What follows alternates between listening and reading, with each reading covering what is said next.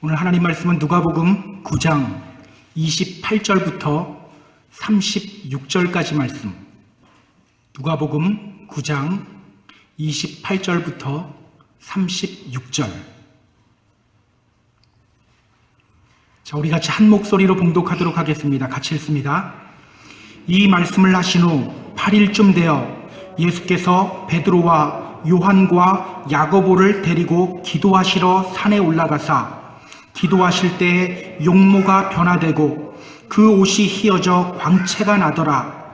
문득 두 사람이 예수와 함께 말하니 이는 모세와 엘리야라. 영광 중에 나타나서 장차 예수께서 예루살렘에서 별세하실 것을 말할세. 베드로와 및 함께 있는 자들이 깊이 졸다가 온전히 깨어나 예수의 영광과 및 함께 선 두 사람을 보더니 두 사람이 떠날 때 베드로가 예수께 여짜오되 주여, 우리가 여기 있는 것이 좋사오니 우리가 초막 셋을 짓되 하나는 주를 위하여 하나는 모세를 위하여 하나는 엘리야를 위하여 하사이다 하되 자기가 하는 말을 자기도 알지 못하더라. 이 말할 즈음에 구름이 와서 그들을 덮는지라. 구름 속으로 들어갈 때 그들이 무서워하더니 구름 속에서 소리가 나서 이르되 이는 나의 아들 곧 택함을 받은 자니 너희는 그의 말을 들으라 하고 소리가 그침에 오직 예수만 보이더라. 제자들이 잠잠하여 그 본 것을 무엇이든지 그때에는 아무에게도 이르지 아니하니라. 아멘. 오늘이 어떤 날일까요? 오늘은 산상변모주일입니다. 주연절의 마지막 주일, 사순절을 앞둔 마지막 주일을 산상변모주일이라고 해요. 산상변모주일이 어떤 날이죠? 예수님의 변화산 사건을 기억하는 주일입니다. 오늘 예수님은 베드로와 요한과 야고보를 데리고 산에 올라가셔요. 그리고 그들 앞에서 영광스러운 모습으로 변화되십니다. 그 사건을 기억하면서 그 의미를 되새기는 날이 바로 오늘 산상변모주일이에요. 제가 아까 말씀드렸죠. 사순절은 언제 우리가 지킨다 그랬죠? 사순절이 아니라 산상변모주일은 언제 우리가 지킨다고 했죠? 사순절 바로 전주에 지킨다고 했어요. 항상 사순절을 앞두고 우리는 예수님의 변화산 사건을 다시 보며 기억하는 시간을 가져요. 혹시 작년 이맘때 제가 어떤 걸로 설교했는지 기억하세요? 마가복음에 있는 산상변모주일 분을 갖고 제가 설교를 했습니다. 왜 우리는 사순절을 앞두고 이 변화산 사건을 다시 기억하는 걸까요? 이 변화산 사건을 통해서 주님이 우리에게 말씀하시고 싶은 것은 무엇일까요? 어떤 삶을 살아가길 원하실까요? 우리가 오늘 본문을 보면서 함께 살펴보려고 합니다.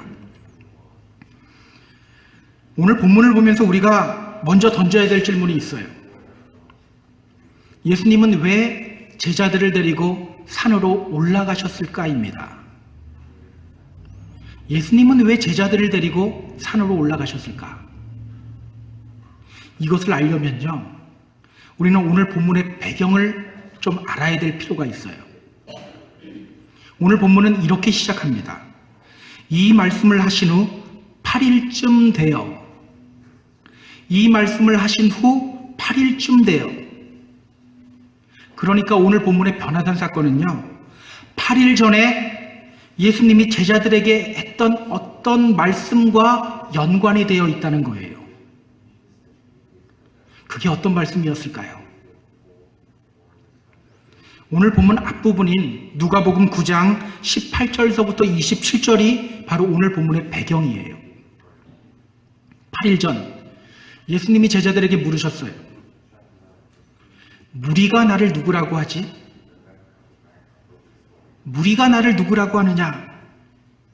여기서 우리가 주목해야 될 단어가요, 바로 무리라는 단어예요. 무리. 마태복음과 마가복음에도 이 산상변모주일에 관한 변화산 사건에 대한 본문이 있어요. 그런데 마태복음과 마가복음은 예수님이 제자들에게 이렇게 물었다고 말합니다. 사람들이 나를 누구라고 하느냐? 사람들이 나를 누구라고 하느냐? 누가는요, 이 사람들이라는 말 대신에 무리라는 단어를 사용하고 있는 거예요. 무리가 나를 누구라고 하느냐? 지금까지 우리가 누가복음을 보면서 확인한 내용이 있어요. 예수님 주위에는 항상 누가 있었죠? 제자들과 무리들이 있었어요. 그러니까 예수님의 이 물음은요, 바로 이런 물음입니다. 제자들이 아닌 무리들은 나를 누구라고 하느냐? 제자들이 아닌 무리들은 나를 누구라고 하느냐? 무리들은 나를 어떤 존재로 인식하고 있느냐? 바로 이 물음이에요. 제자들이 이 물음에 대답해요. 어떤 사람은 세례 요한이라고 합니다. 어떤 사람은 엘리야라고 합니다. 또 어떤 사람은 선지자 중에 하나라고 합니다. 무리들은 예수님을 어떻게 인식하고 있습니까? 세례 요한으로, 또 엘리야 선지자로, 또는 그냥 선지자 중에 한 명으로 예수님을 인식하고 있었던 거예요. 여러분, 이 부분이 어떻게 보이세요? 저는 오늘 말씀을 준비하면서 이 부분을 다시 한번 읽는데 갑자기 안타까운 마음이 막 들기 시작했어요. 여러분들도 이 부분 보면서 안타까운 마음이 들어야 합니다. 우리 성경 구절 한 군데만 찾아볼까요? 누가복음 9장 7절 8절이에요. 멀리 갈 필요 없습니다. 바로 그 앞쪽으로 쭉 가면 있어요. 누가복음 9장 7절 8절. 이 장면은요, 헤롯 왕이 사람들로부터 예수님에 대한 소문을 듣는 장면이에요. 세상 사람들이 헤롯 왕에게 예수님에 대해서 어떻게 말하고 있는지 한번 보시기 바랍니다. 누가복음 9장 7절 8절 우리 같이 읽어보겠습니다. 분봉왕 헤롯이 이 모든 일을 듣고 심히 당황하니 이는 어떤 사람은 요한이 죽은 자 가운데서 살아났다고도 하며 어떤 사람은 엘리야가 나타났다고도 하며 어떤 사람은 옛 선지자 한 사람이 다시 살아났다고도 함이라. 여러분, 왜 우리가 이 무리들의 대답을 들으며 안타까워해야 되는지 알겠습니까? 무리들의 대답과 세상 사람들의 대답이 똑같아요. 지금까지 예수님은 천국복음 가르치면서 열심히 달려오고 있었어요. 그런데 무리들은 예수님 따라다니면서 그 말씀 들으면서도 세상 사람들과 전혀 다르지 않는 거예요. 여러분 기억하세요. 이것이 바로 무리의 한계입니다. 주님 따라다녀도 결국은 세상 사람들과 다르지 않아요. 그래서 여러분, 우리는 늘 물어야 합니다. 나는 무리인가? 아니면 제자인가? 나는 무리 속에 속해 있는가? 아니면 제자 속에 속해 있는가? 저는 우리 모두가 제자가 되었으면 좋겠어요. 교인인 것으로 만족하는 것이 아니라 제자로서의 삶으로 나아가는 저와 여러분 모두 되었으면 좋겠습니다. 이제 예수님이 제자들에게 다시 물어요. 너희는 나를 누구라 하느냐? 너희는 나를 누구라 하느냐? 무리들의 대답은 세상 사람들과 똑같았다. 제자인 너희들은 나를 누구라고 하느냐? 제자인 너희들은 나를 어떤 존재로 인식하고 있느냐? 바로 이 물음이에요. 제자들이 어떻게 대답하죠? 제자 중에 대표인 베드로가 말해요. 하나님의 그리스도시니이다. 하나님의 그리스도입니다. 하나님의 그리스도, 이 말은요, 하나님이 기름 부은 자라는 뜻이에요. 예수님이 바로 메시아라는 고백입니다. 예수님이 바로 메시아다. 역시 제자들은 다르죠. 무리들과 달라도 한참 달라요. 그런데 여러분, 이 고백을 들은 예수님의 반응을 보세요. 예수님의 반응이 어떻습니까? 조금 이상해요. 그렇게 멋진 고백을 한 베드로에게 예수님이 말씀하십니다. 누가복음 9장 21절에 나와요. 경고하사 이 말을 아무에게도 이르지 말라 명하시고, 경고하사 이 말을 아무에게도 이르지 말라 명하시고, 예수님이 베드로에게 말씀하시는 거예요. 너 그 말 아무에게도 하지 마. 입 다물고 있어. 여러분, 왜 예수님은 베드로에게 이런 반응을 보이셨을까요? 잘했잖아요. 근데 왜 이런 반응을 보이셨을까? 뭔가 부족한 것이 있기 때문이에요. 분명 맞는 말인데 예수님이 보기에는 부족한 것이 있다는 거예요. 당시 유대인들에게 그리스도, 즉 메시아라는 존재는요, 왕과 같은 영광을 받는 존재를 의미해요. 베드로는 이런 맥락에서 예수님을 메시아라고 고백한 겁니다. 예수님이 사람들 병을 고치고, 오늘 보면 그 앞부분을 보면 또 오병이어의 기적이 나와요. 오병이어의 기적을 베푸시는 것을 보면서 예수님을 향해 이렇게 고백하는 거예요. 당신은 그리스도입니다. 당신은 메시아입니다. 그런데 여러분, 성경은 메시아를 어떤 존재라고 말할까요? 단순히 영광받는 존재라고만 말할까요? 그렇지 않아요. 이사야서 53장 3절은 이렇게 말하고 있어요. 그는 멸시를 받아 사람들에게 버림받았으며 간고를 많이 겪었으며 질고를 아는 자라. 마치 사람들이 그에게서 얼굴을 가리는 것 같이 멸시를 당하였고 우리도 그를 귀히 여기지 아니하였도다. 하나님이 이사야 선지자를 통해 말씀하시는 그 메시아를 어떤 존재로 이야기합니까? 사람들에게 버림받고 멸시당하고 고통받는 존재라고 말하고 있는 거예요. 그 버림과 멸시와 고난을 통해서 영광 속으로 들어가는 존재, 이것이 바로 메시아라는 거예요. 버림과 멸시와 고난을 통해서 영광 속으로 들어가는 존재. 그냥 영광의 자리에 처음부터 가는 것이 아니라 고난과 또 멸시와 버림을 통해서 영광을 누리는 존재라는 거예요. 그런데 제자들은요, 하나는 알고 둘은 몰랐던 거예요. 영광의 메시아만 생각했지 고난을 겪는 메시아에 대해서는 생각조차 하지 못하고 있었던 거예요. 성경에 분명히 이야기하고 있는데도 예수님이 병 고치는 그 모습 보면서 거기에만 현혹되어 있는 거예요. 그래서 예수님이 베드로에게 말씀하신 겁니다. 너 그 말 아무에게도 하지 마. 조용히 입 다물고 있어. 이제 예수님은요, 제자들에게 고난받는 메시아에 대해서 알려주려고 해요. 고난받는 메시아. 누가복음 9장 22절입니다. 인자가 많은 고난을 받고 장로들과 대제사장들과 서기관들에게 버림받아 죽임을 당하고 제3일에 살아나야 하리라. 너 나를 그리스도라고 고백했지.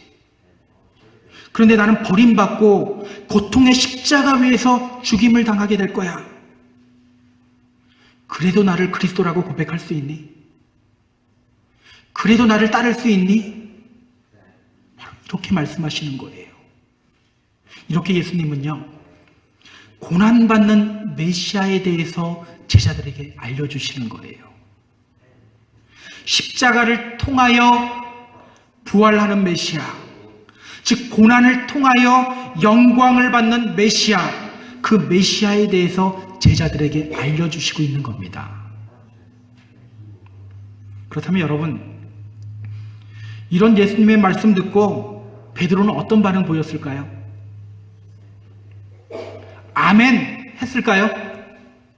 우리 다 알고 있죠. 오늘 본문엔 나오지 않지만 마태복음을 보면 이 베드로의 반응이 어땠는지를 우리에게 소개해요. 마태복음 16장 22절은 이렇게 말해요.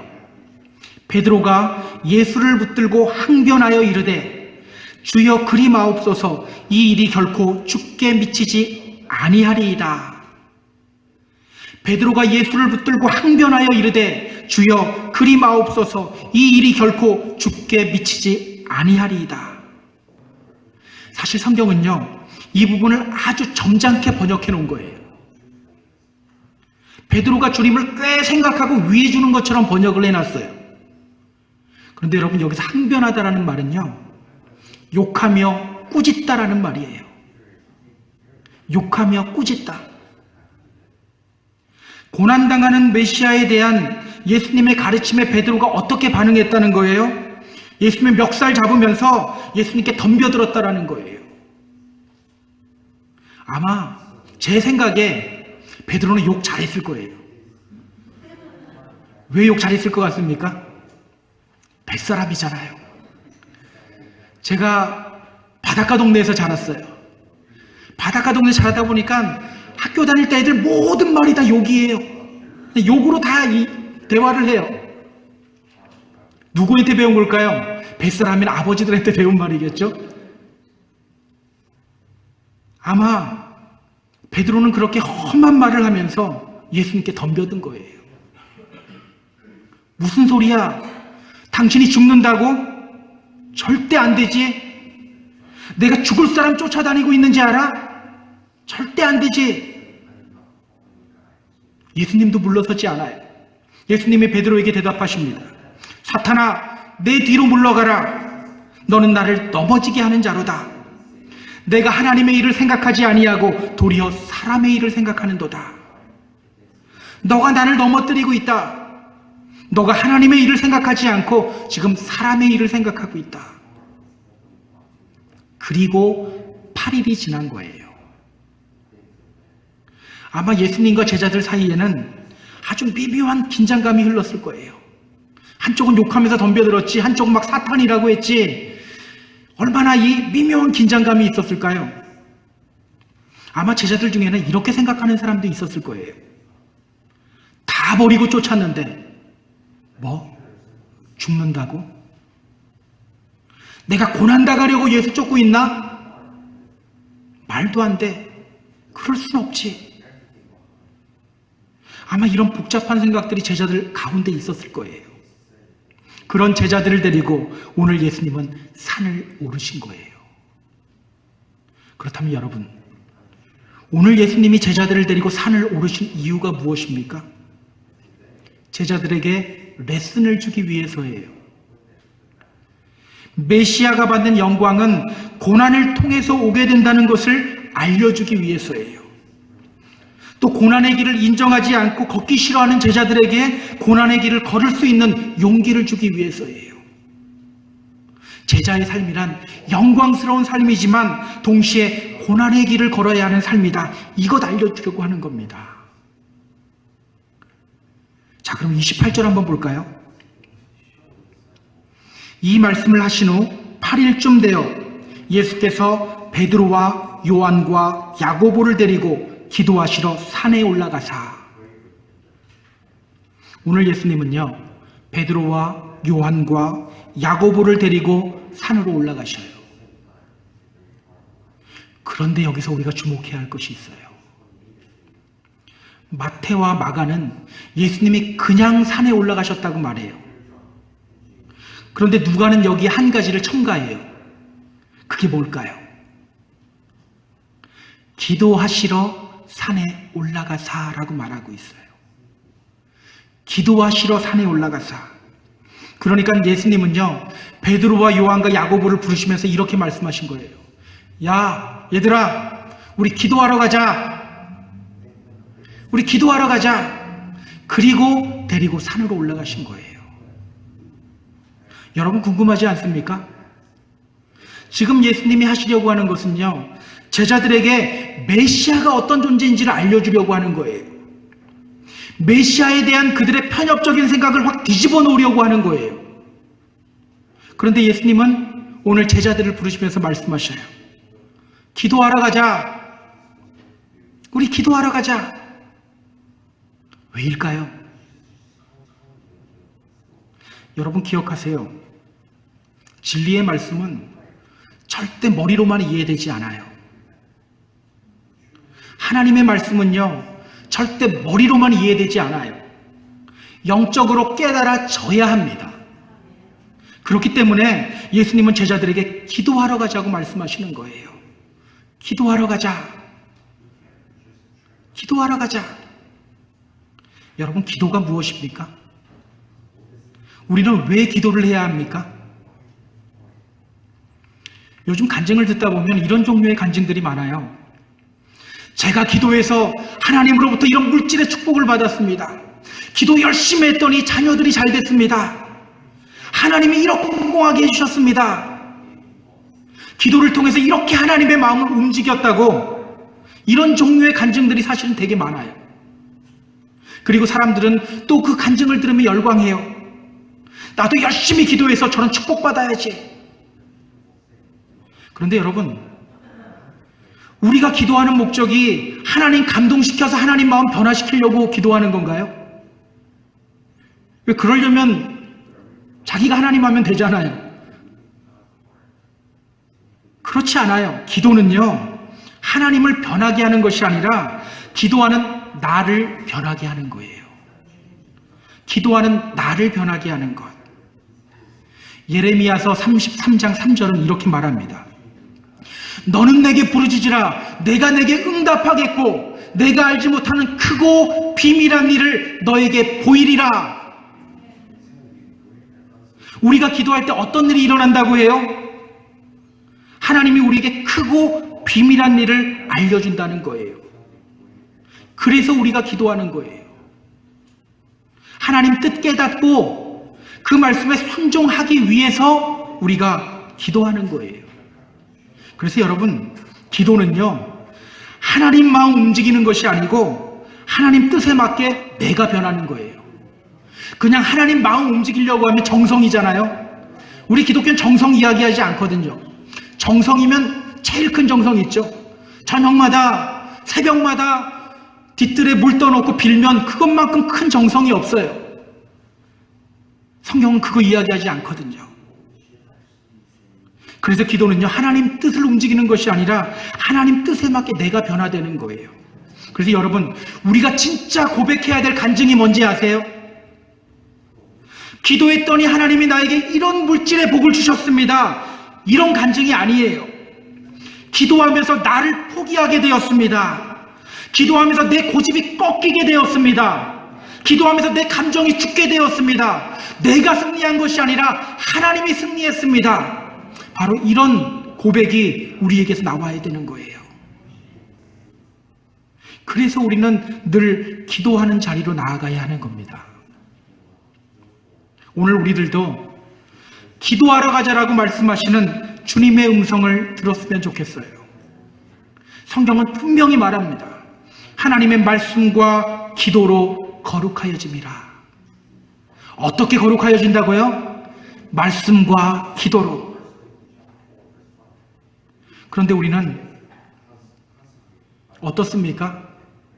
말씀과 기도로 거룩하여진다는데 말씀도 안 보고 기도도 안 하고 이러면서 또 그러잖아요. 주님 사랑합니다라고 말하잖아요. 우리는요, 늘 말씀 안에서 기도로 다듬어지지 않으면 절대로 이 믿음의 길 온전히 걸어갈 수 없어요. 걸어갈 수 있을 것 같죠? 내가 예전에 받은 은혜가 너무 커서 걸어갈 수 있을 것 같죠? 제가 장담합니다. 절대로 못 걸어가요. 성경이 말하잖아요. 하나님의 말씀과 기도로 거룩하여짐이라. 우리는요, 말씀 안에서 기도로 다듬어지는 그 자리에 있지 않으면 언제 구제불능이 될지 모르는 존재예요. 나는 과거에 이런 열심을 가지고 있었다. 나는 과거에 이런 깨달음을 얻었던 적이 있다. 나는 과거에 이런 은사를 받았다. 여러분, 이게 중요할 것 같죠? 필요 없지는 않아요. 하지만 그렇게 중요하지도 않아요. 오히려 이것이 우리를 더 교만하게 만들 때가 많아요. 정말 중요한 것은요, 내가 현재 얼마나 말씀 안에서 기도로 다듬어지고 있느냐, 바로 이것이 중요한 거예요. 내가 현재 얼마나 말씀 안에서 기도하며 다듬어지고 있느냐. 저는 이번 사순절이요, 우리 믿음의 공동체 안에 기도와 말씀이 회복되는 시간이 되었으면 좋겠어요. 잘 아멘 안 하시네요. 예, 기도하기 싫다는 거죠. 예, 말씀 안에 있기 싫다는 거죠. 저는 이번 사순절이 우리 믿음의 공동체 안에 기도와 말씀이 회복되는 시간이 되었으면 좋겠습니다.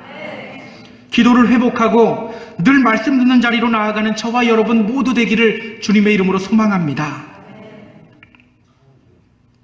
자, 이제 예수님의 본격적인 레슨이 시작돼요. 29절 볼까요? 기도하실 때에 용모가 변화되고 그 옷이 휘어져 광채가 나더라. 예수님은 먼저 제자들 앞에서 영광스러운 모습으로 변화하셔요. 그리고 그 영광스러운 모습으로 변화되신 주님 앞으로 두 사람이 와요. 그게 누구죠? 예, 30절 한번 볼까요? 문득 두 사람이 예수와 함께 말하니 이는 모세와 엘리야라. 모세와 엘리야가 주님 곁에 다가와 섭니다. 여러분, 이런 생각 안 해보셨나요? 왜 하필 모세와 엘리야일까? 왜 하필 모세와 엘리야일까? 여러분, 모세가 어떤 존재입니까? 이스라엘을 애굽으로부터 구원시킨 사람이에요. 그래서 모세는요, 예수님의 예표예요. 예표라는 말이 어떤 말인지 아시죠? 예수님이 오시기 전에 예수 그리스도에 대해서 이미 구약에서 알려주는, 보여주는 표징이라는 거예요. 여러분, 성경은요, 절대 신약만 읽어서 해석이 잘 안 돼요. 틀린 경우 틀리게 우리가 해석할 수 있어요. 구약만 읽어서도 해석을 다르게 할 수가 있어요. 신약과 구약이 연결되어져 있기 때문에 신약과 구약을 통해서 함께 보게 되어 있어요. 그래서 성경은 계속해서 예수 그리스도에 대해서 구약에서도 그 예수 그리스도의 모습을 계속해서 보여주십니다. 모세가 바로 그런 예수 그리스도의 표징이라는 거예요. 신명기 18장 15절을 보면 이렇게 말하고 있어요. 모세가 이스라엘 백성들에게 이렇게 말합니다. 내 하나님 여호와께서 너희 가운데 내 형제 중에서 너를 위하여 나와 같은 선지자 하나를 일으키리니 너희는 그의 말을 들을지니라. 나와 같은 선지자 하나를 일으킨다. 여기서 말하는 나와 같은 선지자 하나가 누구일까요? 바로 예수 그리스도를 의미하는 거예요. 그렇다면 엘리야는 또 어떤 존재일까요? 엘리야가 누구죠? 선지자입니다. 수많은 선지자들이 있는데 하필 엘리야를 이야기해요. 말라기 4장 2절을 보면요, 하나님이 말라기 선지자를 통하여 또 이렇게 말씀하셨어요. 보라, 여호와의 크고 두려운 날이 이르기 전에 내가 선지자 엘리야를 너희에게 보내리니. 내가 선지자 엘리야를 너희에게 보내리니. 언제? 종말의 때. 종말에 오실 메시아, 이 메시아를 선지자 엘리야라고 표현하고 있어요. 따라서 엘리야도 예수님의 예표예요.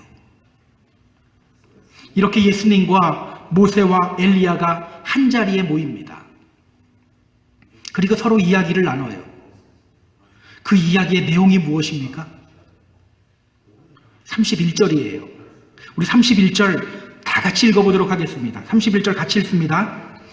영광 중에 나타나서 장차 예수께서 예루살렘에서 별세하실 것을 말할세. 영광 중에 나타나서 장차 예수께서 예루살렘에서 별세하실 것을 말할세. 지금 대화의 주제가 뭐예요? 예수의 죽음이라는 거예요.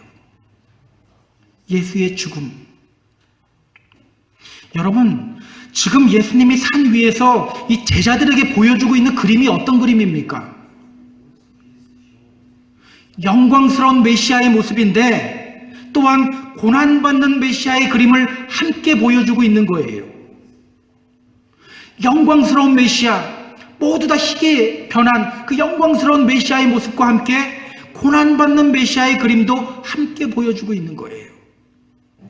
특히 31절은요, 번역이 조금 잘못되어 있기는 해요. 저는 이 부분을, 이 번역을 쭉 비교하다 보니까 NIV 영어 성경이 이 부분을 가장 원문에 가깝게 번역했더라고요.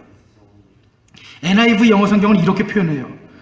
They spoke about his departure. 그들은 예수님의 떠남에 대해서 이야기했다.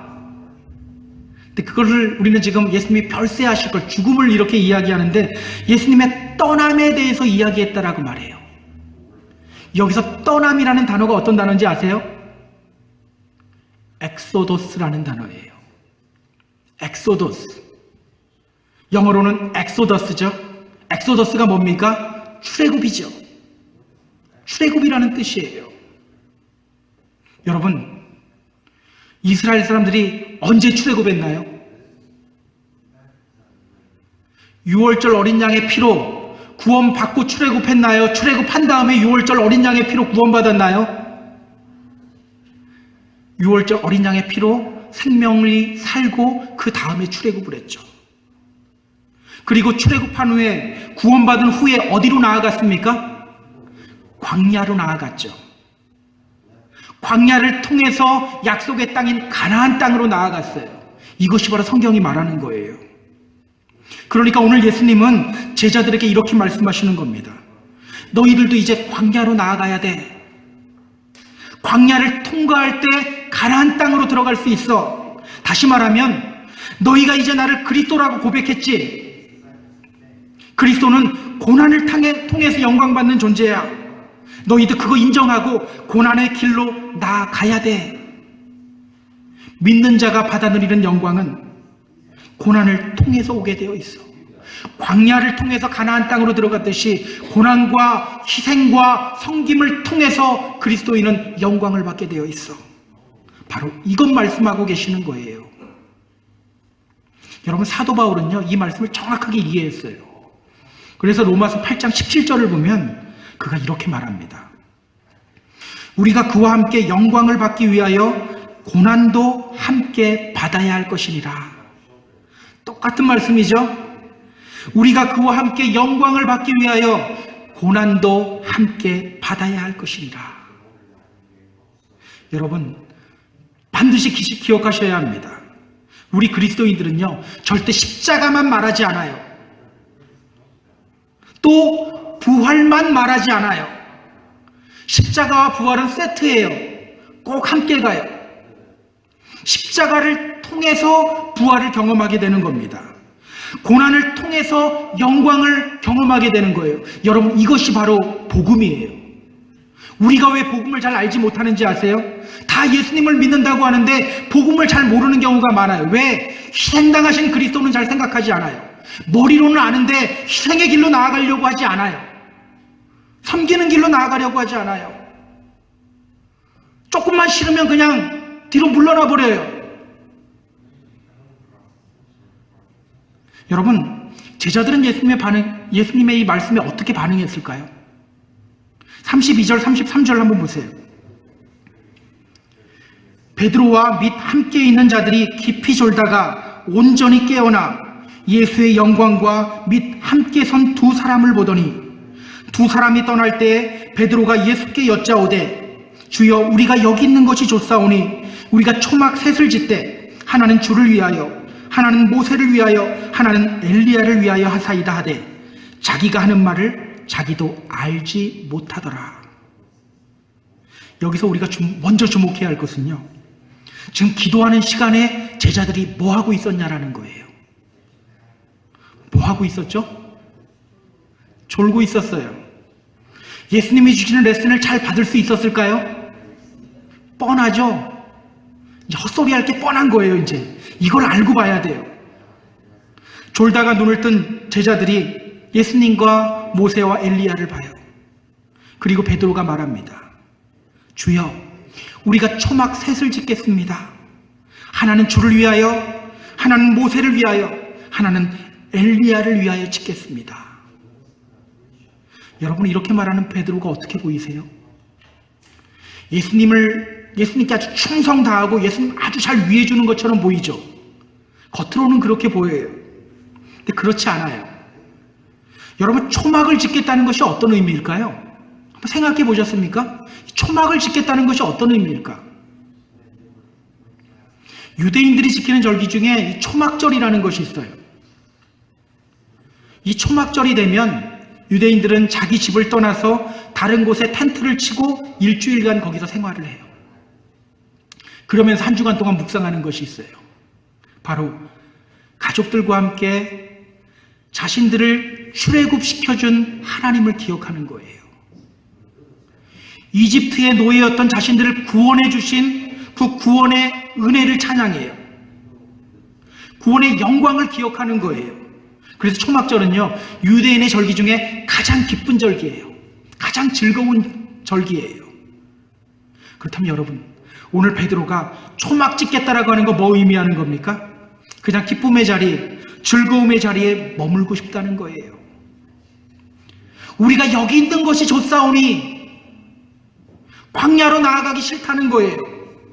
고난으로 나아가기 싫다는 거예요. 희생하기 싫고 섬기기 싫다는 거예요. 사실 오늘 우리들의 모습 아닙니까? 주님을 믿으면서도 우리는 좋은 시간에만 머물고 싶어 해요. 예배하며 손 들고 찬양하고 기쁨의 눈물 흘리고 이런 자리에만 머물고 싶어 해요. 고난의 자리, 희생의 자리, 헌신의 자리로는 잘 나아가려고 하지 않아요. 영광받고 칭찬받는 자리로만 나아가려고 하지 고난받는 자리로는 나아가기 싫어해요. 예수님의 십자가를 생각하면 눈물은 나요. 근데 십자가는 매지 않으려고 하는 거예요. 조금만 고난이 오고 조금만 일이 뒤틀리고 조금만 내 때로 진행이 되지 않으면 한 걸음 백업하는 거예요. 뒤로 물러서는 거예요. 이것이 바로 오늘 베드로의 모습이요, 또한 우리들의 모습이기도 해요. 오늘 우리는 하나님의 음성을 들어야 합니다. 그렇게 말하는 베드로를 향해 하나님이 어떤 음성을 주시는지를 오늘 본문을 통해 한번 확인해 보세요. 35절입니다. 구름 속에서 소리가 나서 이르되 이는 나의 아들 곧 택함을 받은 자니 너희는 그의 말을 들으라 하고. 오늘 하나님이 말씀하셔요. 너희는 그의 말을 들으라. 광야로 나아가야 한다는 주님의 말씀, 고난과 희생과 헌신의 길로 나아가야 한다는 그 주님의 말씀, 그 말씀 들어야 한다는 거예요. 꼭 듣게 하려고 막 분위기를 무섭게도 만들었어요. 무서워서라도 들을 수 있게. 여러분, 바로 오늘 우리가 들어야 할 명령입니다. 이해가지 않아도 우리가 듣고 실천해야 할 명령이에요. 오늘 제자들은요, 이 명령 듣고 아무 말도 하지 못해요. 36절을 보면 이렇게 말합니다. 소리가 그침에 오직 예수만 보이더라. 제자들이 잠잠하여 그 본 것을 무엇이든지 그때에는 아무에게도 이르지 아니하니라. 오늘 제자들은요, 고난의 메시아의 메시지를 듣고 너무 큰 충격을 받았어요. 그래서 아무 말도 하지 못해요. 고난으로 나아가야 한다는 주님의 명령을 이해하지 못해요. 그런데 여러분, 나중에 시간이 흐른 후에 베드로는요, 이 명령을 이해했어요. 나중에 그가 초대교인들을 향해서 이렇게 외쳐요. 그것이 베드로전서 4장 12절, 13절, 14절에 있는데 제가 한번 읽어볼게요. 여러분 잘 들어보세요. 사랑하는 자들아, 너희를 연단하려고 오는 불시험을 이상한 일 당하는 것 같이 이상히 여기지 말고 오히려 너희가 그리스도의 고난에 참여하는 것으로 즐거워하라. 이는 그의 영광을 나타내실 때에 너희로 즐거워하고 기뻐하게 하려 함이라. 너희가 그리스도의 이름으로 치욕을 당하면 복 있는 자로다. 영광의 영 곧 하나님의 영이 너희 위에 계심이라. 여러분, 나중에 베드로는 이거 이해했죠. 이 말씀 이해했어요. 우리도 이 말씀 듣고 희생의 자리, 고난의 자리, 섬김의 자리로 나아간다면 나중에 이 깊은 것을 우리도 경험하고 이해할 수 있게 될 겁니다. 저는 오늘 이 변화산 사건의 교훈이 우리에게 도전이 되었으면 좋겠어요. 이제 수요일서부터 사순절이 시작돼요. 여러분, 사순절 하면 어떤 날인 것 같아요? 수요일을 제2수요일이라고 합니다. 그냥 제2수요일은 제로 이마에 십자가 그리는 날, 식당 가면 사람들 이렇게 새벽에 예배드리고 십자가 그리고 있는 경우들이 있잖아요. 그런 날이구나. 단순히 이것이 아닙니다. 이 사순절 기간 더욱더 말씀과 기도의 자리로 나아가시기 바랍니다. 그리고 나를 죽이고 주님의 고난을 묵상하며 희생하고 헌신하고 더 섬기는 자리로 나아가시기 바랍니다. 그렇게 참 제자의 길을 걸어가는 저와 여러분 모두 되기를 주님의 이름으로 축복합니다. 축복합니다. 자, 우리 같이 찬양하며 나아갈게요. 이 시간 우리가 찬양할 때 갈보리 산 위에 십자가 섰으니 주가 고난을 당한 표라. 근데 그 십자가를 바라보면서 고백해요. 최후 승리를 얻기까지 주의 십자가를 사랑하겠습니다. 오늘 우리가 해야 될 고백인 것 같아요. 우리가 이 찬양 함께하며 나아가도록 하겠습니다.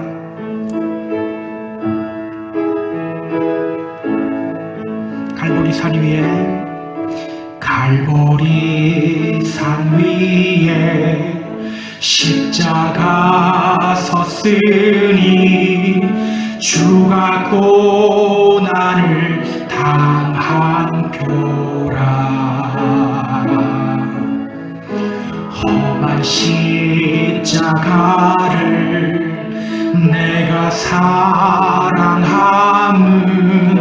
주가 보혈을 흘림일세.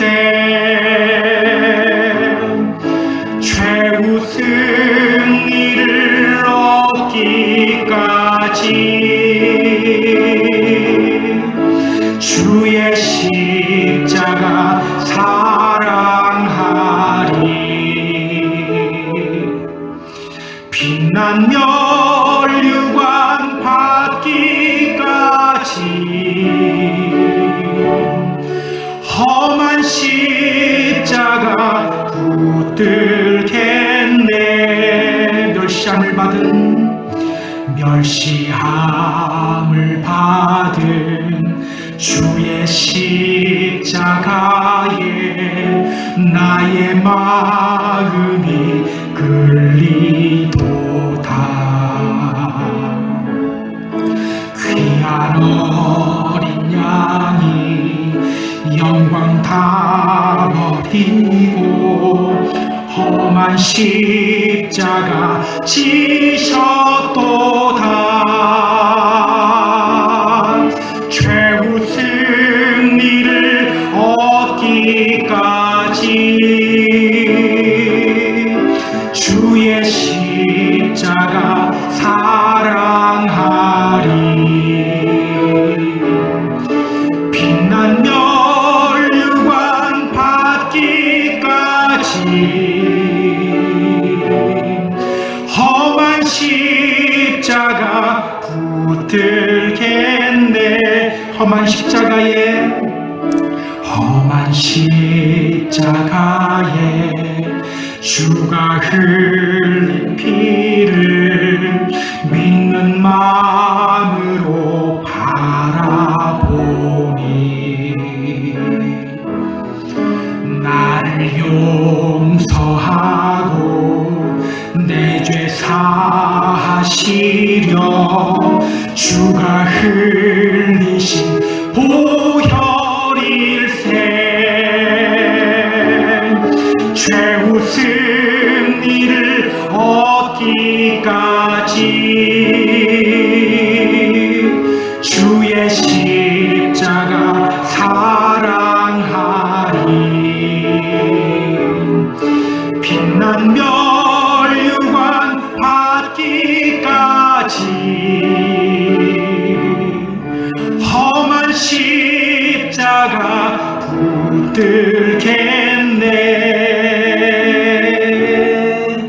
시간 우리 함께 기도하며 나아갈게요. 여러분, 빛난 면류관은요, 험한 십자가 붙들고 나아갈 때 우리가 빛난 면류관 받게 되는 거예요.